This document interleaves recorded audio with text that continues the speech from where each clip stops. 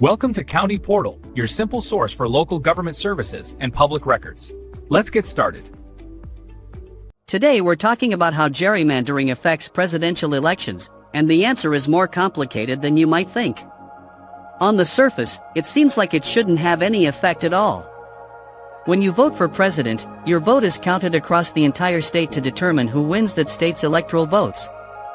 Your specific congressional district, no matter how weirdly it's drawn, doesn't change that statewide total. So, a gerrymandered map in Ohio doesn't change who won the popular vote in Ohio for president. But that's where the direct impact ends and the powerful, indirect effects begin.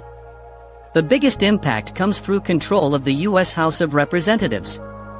Gerrymandering is the primary tool parties use to create safe districts, ensuring they win a majority of a state's seats in the House, even if they don't win a majority of the statewide congressional votes.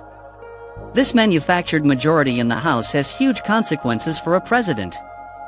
It determines whether a president can pass their legislative agenda, and it controls powerful committees that can launch investigations. But here is the most critical part: if no presidential candidate gets 270 electoral votes, the election is thrown to the House of Representatives to decide. In this scenario, each state delegation gets one single vote. So, a state like Wyoming with one representative has the same power as California with over 50. Because gerrymandering can give one party control over more state delegations even with fewer total members of Congress, it could literally decide who becomes president in a contested election. The second major effect is at the state level. The same gerrymandering process is used to draw maps for state legislatures.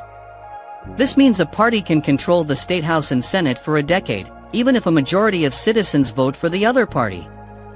These state legislatures hold immense power over presidential elections.